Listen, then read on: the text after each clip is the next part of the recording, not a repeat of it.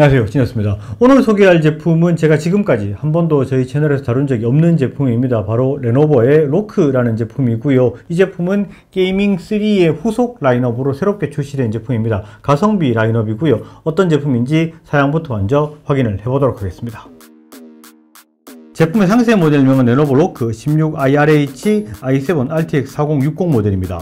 CPU는 최신형인 인텔 13세대 랩터 레이크 i7 13620H로 6개의 P코어와 4개의 E코어로 10개 코어 16개 스레드로 구성이 되어 있습니다. 그래픽카드는 RTX 4000 시리즈 중에서 가장 인기가 높은 4060 랩탑 버전을 가지고 있습니다. 최대 TGP는 퍼포먼스 모드 시 115W로 되어 있습니다. 메모리는 5600MHz의 DDR5 8기가 2개로 토탈 16기가를 구성하고 있습니다. SSD는 PCI Express 4.0 4배속을 지원하는 512기가를 기본으로 가지고 있고 추가로 1개의 여분 슬롯이 있습니다. 모니터는 WUXJ 해상도인 1920에 1200을 지원하는 16대 CPU의 16인치 패널로 최대 밝기 350니트의 144Hz 주사율을 가지고 있는 색지연율 NTSC 45%의 패널입니다. 배터리는 60WC를 가지고 있고 중급형 제품이지만 PD 충전도 최대 140W까지 지원하는 제품입니다. 제품의 판매가는 리테일가 기준 139만 9천원입니다. 에러큐 로크 시리즈는 지금까지 레노버에 없던 라인업이라고 보실 수 있습니다. 게이밍3의 후속 라인업이기는 한데 이전보다는 약간 아래 등급에 있고 저희가 익숙한 에이수스 제품이랑 비교를 하면 터프 시리즈랑 거의 같다 이렇게 보면 될 것 같은데 이게 좀 보니까 터프 시리즈보다는 약간 상위급의 퀄리티를 가지고 있다 이렇게 볼 수 있을 것 같습니다. 사양부터 정리를 해보면 인텔 13세대 i7 13620H를 가지고 있습니다. i7 중에서는 가장 낮은 포지션이다 이렇게 보실 수 있는데 P코어가 6개 있고 E코어가 4개 있습니다. E코어의 개수를 4개로 줄이면서 발열 측면에서는 조금 더 줄였고 P코어가 전력을 조금 더 사용할 수 있게 함으로써 어떻게 보면 가성비적인 측면에서는 가장 우수할 수 있다 이렇게 볼 수 있고요. 그리고 그래픽카드는 RTX 4060이 들어가 있습니다. 그런데 TGP가 115W예요. 이게 TGP적인 측면 성능에서 약간은 좀 아쉽다라고 느끼실 수는 있는데 요거는 이따가 성능 테스트를 하면서 조금 더 디테일하게 얘기를 해보도록 하고요. 그리고 메모리 이야기를 해야 되는데 실제로 장착이 되어 있는 메모리는 DDR5 5600MHz가 장착이 되어 있습니다. 그런데 13세대 인텔 CPU 같은 경우에는 DDR5 5200MHz까지가 지원하는 한계입니다. 그렇기 때문에 실제로 작동은 5200MHz로 한다 이렇게 보시면 되고 그렇기 때문에 스펙표에 5200MHz로 표기가 되어 있습니다. 그리고 SSD도 PCI Express 4.0 4배속에 512기가가 기본으로 들어가 있어요.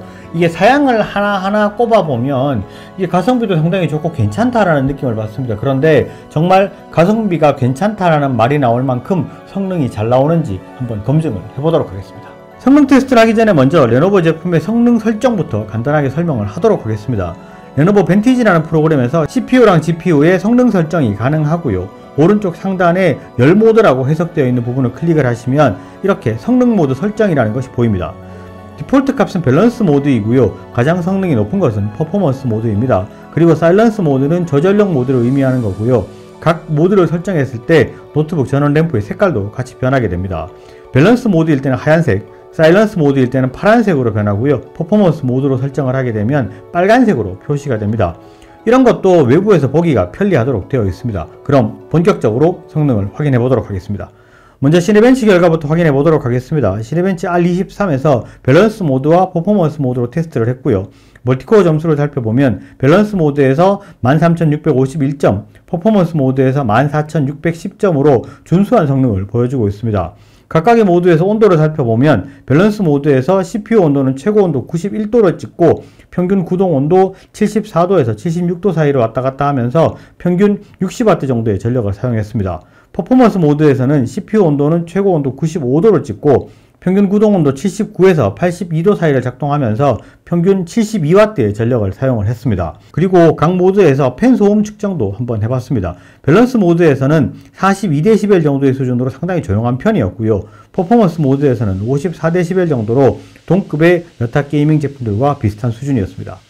다음은 파이어 스트라이크 점수를 한번 살펴보도록 하겠습니다. 퍼포먼스 모드로 설정을 하고 GPU 성능을 최대로 올린 상태로 진행을 했습니다.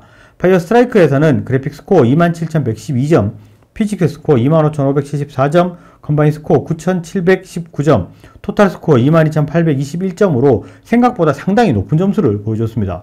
이때 온도를 보면서 저도 살짝은 놀랐는데 발열 제어가 상당히 잘 되는 모습을 보여줬습니다. 그래픽카드는 최대 온도 73도 수준을 보였고 CPU도 평균 57도에서 59도 사이를 보여줬고요. 최대 온도는 피직스 테스트 구간에서 88도를 기록했습니다. 그리고 파이어 스트라이크 구동 시에도 소음을 같이 측정을 해봤는데 최대 53에서 54dB 정도를 기록했습니다.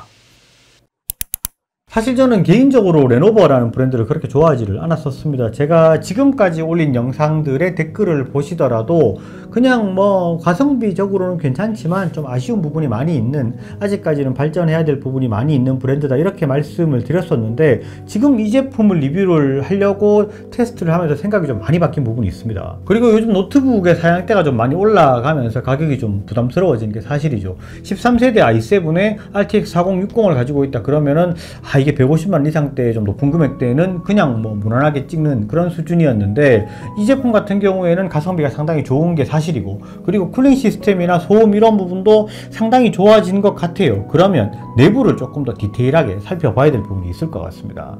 내부를 보면서 가장 먼저 든 생각은 이게 예전보다 많이 좋아졌다 이런 생각이었습니다. 사실 5, 6년 전만 해도 쿨링 시스템이나 여러가지 면에서 많이 아쉬움이 있었던 게 사실입니다.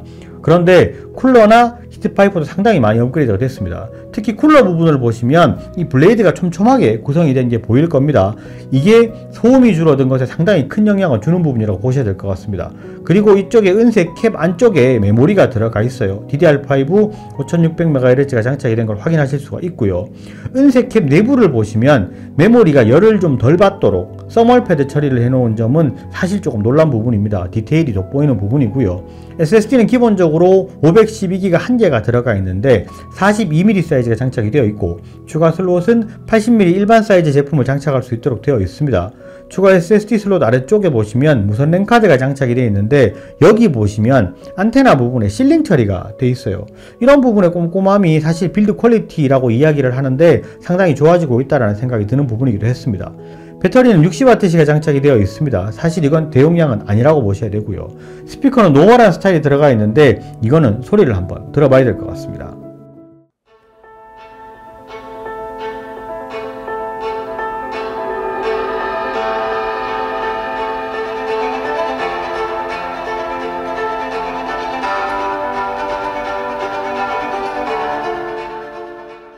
스피커도 이 정도 수준이면 상당히 준수하다라는 생각을 합니다. 아마도 비슷한 생각을 하셨을 거라고 생각이 되고요. 이제는 모니터 이야기를 한번 해봐야 될 것 같습니다. 모니터는 16인치 16대 10 비율의 WUXGA, 그러니까 1920에 1200 해상도를 가지고 있고 최대 밝기 350니트를 가지고 있어요. 그런데 색재현율이 NTSC 45%예요. 이게 별로 제가 좋아하지 않는 숫자입니다. 실제로 스파이더로 찍어서 측정을 해보면 sRGB 65%, NTSC 45%, 어도비 RGB 48%, DCI-P3 47%이고 평균 밝기는 357.9니트로 측정이 됐습니다.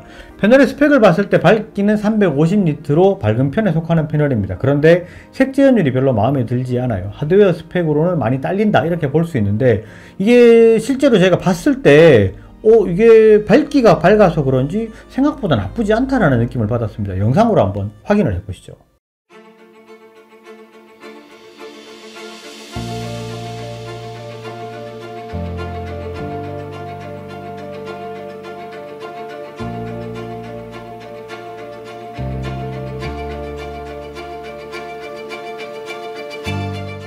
분명히 디테일한 색감 표현에서는 떨어지는 부분이 있습니다. 아주 정확한 표현을 요구하는 작업을 하시는 분들이라면 추천하기 힘든 부분이 있어요. 그런데 노멀한 사용자들, 일반적으로 3D 그래픽 프로그램을 이용하면서 도면 작업을 하시는 분들이나 일반적인 유튜브 편집으로 사용하시는 분들은 전혀 불편함 없이 사용할 수도 있을 정도 수준이고요. 실제로 모니터가 많이 밝은 편에 속해서 하드웨어적인 스펙보다는 훨씬 더 좋은 색감을 표현해주고 있습니다. 그리고 항상 말씀을 드리지만 지금 촬영한 영상은 실제 화질을 다 담아내지 못하는 부분이 있다는 것 참고하시기 바랍니다.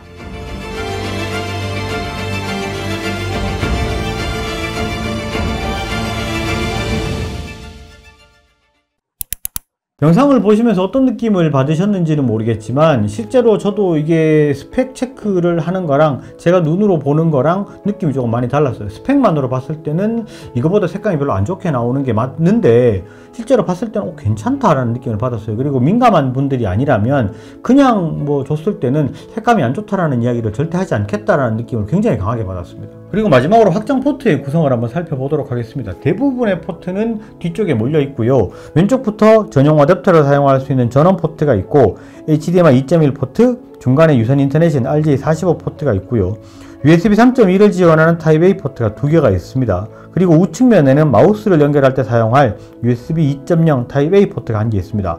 반대편에는 PD 충전을 지원하는 USB 타입 C 포트가 있고 DP-ALT를 지원하기 때문에 4K 60Hz 모니터 출력을 지원합니다. 그리고 어댑터도 일반 게이밍 노트북에 비해서는 상당히 작은 사이즈입니다. 170W 어댑터고요. 휴대폰 사이즈보다도 약간 더 작다고 보시면 되고요. 무게는 440g입니다.